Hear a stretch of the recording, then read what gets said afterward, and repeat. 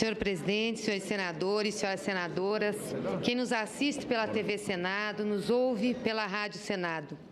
30 anos nos separam do fim da ditadura militar, do início da nossa jovem democracia. Jovem sim, mas uma democracia que nos proporcionou conquistas importantes, a começar pela Constituição Cidadã, que estabeleceu direitos e definiu deveres, a começar pela conquista do voto direto, com a campanha das Diretas Já, a eleição do primeiro operário, do primeiro trabalhador como presidente da República, a eleição da primeira mulher para presidir o país. No reinício da democracia, senhor presidente, nós começamos a conviver com os diferentes e com as diferenças. Começamos ou recomeçamos a exercitar a tolerância, mas talvez ainda não na profundidade que deveríamos fazer, porque devo confessar que hoje me assusta a forma como as pessoas estão se manifestando nas redes sociais, nas ruas, estão externando suas posições relativas à violência, ao enfrentamento das diferenças. Nós não temos a conquista suficiente do exercício da tolerância para deixar no passado o autoritarismo, a ignorância fascista e, infelizmente, cresce entre nós aqueles que acham que a violência e a força devem prevalecer. Líderes de direita incitam manifestações contra minorias, contra negros, contra homossexuais, contra mulheres, contra os pobres. Mas nós também aprendemos, na nossa jovem democracia, a ouvir reivindicações, garantir, conquistar direitos, sermos mais exigentes, inclusive com a própria democracia. Nós aprendemos a cobrar mais, a fiscalizar, a exigir explicação, a exigir responsabilização de agentes públicos e políticos. Foi esse processo que nos trouxe até aqui. E é importante falar da democracia porque ela não é um valor abstrato, ela é a condição, a base para os direitos conquistados. Sem ela, as reivindicações e as conquistas não seriam possíveis. Agora, nós podemos estar à beira de um abismo. A radicalização da conduta pode significar a desestabilização da democracia. Se utilizarmos de maneira errada os instrumentos constitucionais que temos, com certeza vamos levar a uma desestabilização. Tirar uma presidenta eleita pelo voto popular através do impeachment, sem ter crime de responsabilidade, pode parecer democrático, mas não é.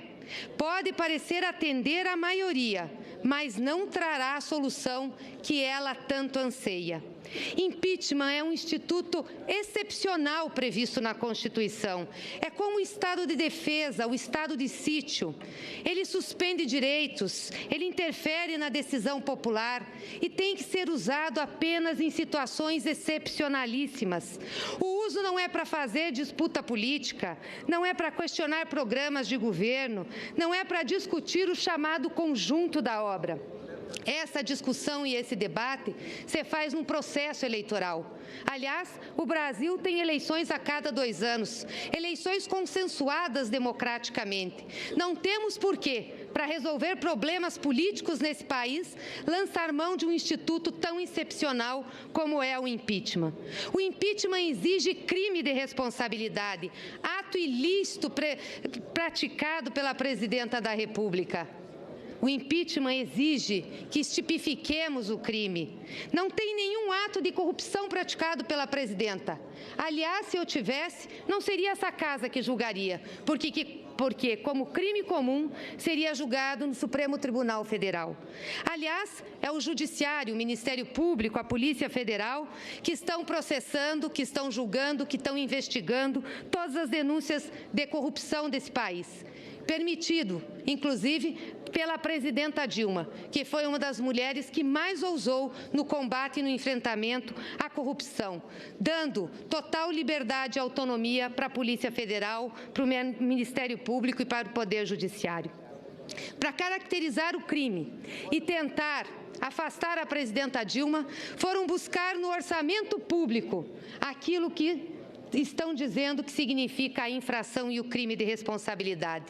Querem afastar a presidenta Dilma por 6, ou melhor, 4 decretos de créditos suplementares ao orçamento de 2015. Nunca decreto de crédito suplementar significou irregularidade, nem para o governo federal, nem para os governos estaduais. Nunca foram irregulares a visão do TCU. Apenas em outubro de 2015, que foram considerados irregulares na análise de contas da senhora Presidente da República. Mas temos que lembrar que os decretos que são objetos desse processo de impeachment foram editados em julho e agosto do mesmo ano. Portanto, estão usando para caracterizar crime algo que era prática regular na gestão orçamentária. O ex-presidente Fernando Henrique Cardoso editou 101 decretos de créditos suplementares. O presidente Lula editou 32. Vários governadores fazem esses decretos. Aliás, o senador Anastasia, que é relator desse processo de impeachment, quando governador de Minas Gerais, durante a sua gestão, editou mais de 5.000 decretos de crédito suplementar. Querem afastar uma presidenta da República por atrasar 6 meses no pagamento de subvenção de juros ao Plano Safra no Banco do Brasil. Essa ajuda que o governo dá aos agricultores é regulamentada por uma lei de 1992. Não tem uma assinatura sequer da presidenta nesse processo. Um ato, um despacho, mas estão usando isso para justificar o crime. É desproporcional. É como se nós quiséssemos penalizar com pena de morte uma infração de trânsito. Mas se não achassem isso, senhores senadores e senhoras senadoras, população que nos ouve, não conseguiriam abrir o impeachment. Os pressupostos jurídicos que estão usando hoje para julgar a presidenta Dilma não valerá para mais ninguém. Esta régua com que medem a presidenta, com que medem os governos do PT, não medirá mais nenhum outro governante, não medirá e não está medindo nenhum outro partido. Esse instrumento agora foi concebido para cancelar o resultado das eleições de 2014. Aliás, o que se tenta desde 2015. Por isso, dizemos que é uma farsa política, é uma fraude jurídica. E um processo que iniciou com ilegalidades, que iniciou com vícios, teve desvio de poder, sim, do presidente da Câmara, do senhor Eduardo Cunha. Todos aqui lembram das pautas bombas e das declarações que o presidente da Câmara, o ex-presidente da Câmara, fazia em relação à presidenta Dilma, que era oposição. Todos lembram das manobras que tinham para que não se votassem as medidas provisórias, para que as medidas para melhorar a economia não tramitassem na Câmara. Como não dizer, então, que não teve desvio de poder? E muito me admira que, para sustentar essa ação, teve o apoio e se prestou a esse papel o PSDB, porque foi o PSDB que apresentou a denúncia na Câmara dos Deputados. Sim, foi o seu filiado, o dito jurista, Dr. Miguel Reale Júnior, que apresentou a denúncia, apoiado pela senhora Janaína Pascoal, que recebeu do PSDB recursos para fazer esse parecer. E aqui no Senado completou-se o circuito. Entrou o senador Anastasia, do PSDB, militante pela causa de impeachment, fazendo parecer e pedindo que esse Senado admita o processo de impeachment da presidenta Dilma. Para dar mais força ao que estão falando e dar mais força a esse processo, agregaram a ele a crítica do conjunto da obra e disseram que foram essas intervenções orçamentárias que causaram a crise econômica que nós estamos passando.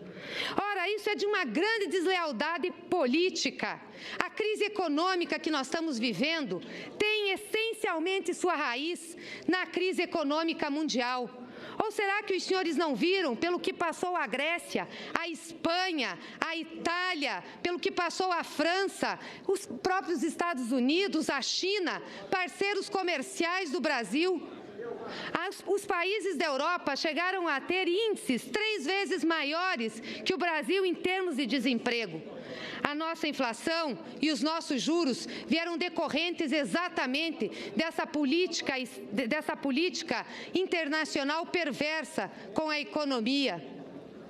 Mas nós conseguimos aqui proteger a nossa população, proteger a população mais pobre. Nós tivemos aqui, para enfrentar essa crise, o Bolsa Família, o salário mínimo decente, a Previdência, que agregou mais de 30 milhões de pessoas nesses últimos 13 anos, programas como Minha Casa Minha Vida, o Mais Médicos, creches, que deram sustentação à nossa população e estão dando para enfrentar essa crise grave pela qual nós passamos. Uma crise maior do que a da década de 80, do que da década de 90.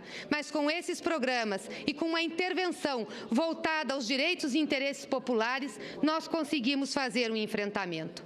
Infelizmente, nós temos uma elite nesse país que não tem um projeto comprometido com o desenvolvimento nacional. É uma elite que, desde o descobrimento do Brasil, tem como cultura se apropriar dos seus bens.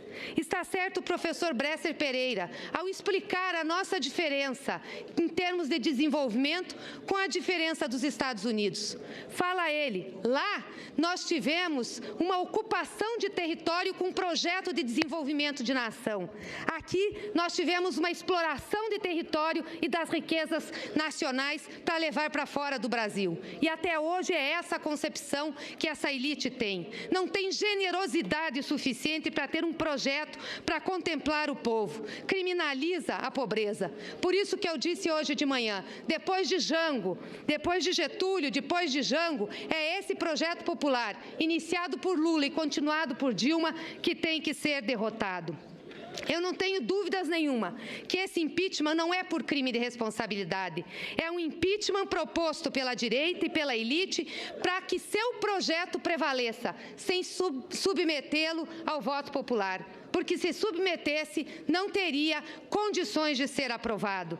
Porque para essa elite não tem programa que contemple a maioria do povo. É uma elite preconceituosa. Pobre não pode andar de avião, pobre e negro não pode ter cota na universidade, pobre não pode fazer curso superior, pobre não pode comprar carro, não pode ter acesso aos bens de consumo. É isso que incomoda tanto essa elite. Incomoda ter que pagar os direitos trabalhistas para as empregadas, de casa. Incomoda também o protagonismo das mulheres. A política ainda é um espaço majoritariamente masculino, com seus códigos, tapinhas nas costas, com seus encontros comensais, com as suas articulações feitas fora dos espaços constitucionais, dos espaços institucionais. A presidenta sofreu uma enorme desconstrução na sua imagem pessoal, política de presidenta, mas, sobretudo, na sua condição de mulher, com mentiras, calúnias, difamação, falso moralismo, um desrespeito total pelo fato de ser mulher. E estão tentando vender agora para o povo brasileiro que o afastamento da presidenta, que o impeachment é a solução de todos os problemas. Não, não é a solução de nenhum problema. Pior do que isso, é o agravamento dos problemas. Não há esperança popular no governo do vice-presidente Temer. Não há o que esperar, a não ser perdas de direito e de retrocesso. O que estão querendo vender para o Brasil é uma mentira, de que, tirando a presidenta Dilma, todos os problemas estão resolvidos. Isso não é verdade e nós temos que deixar claro isso aqui. Por isso que nós temos repetido que esse impeachment, por não ter base constitucional, por ser exatamente um instrumento para que a elite e a direita coloque o seu projeto de governo no poder sem passar pelo voto, é um golpe. Não temos o que esperar desse futuro. Termino aqui o dia, ou começo um novo dia, da mesma forma que comecei o de ontem, na companhia do professor Darcy Ribeiro. Sou uma mulher de causas, sou uma mulher de lutas. Detestaria, não suportaria estar no lugar de quem me vencerá hoje. Muito obrigada, senhor presidente.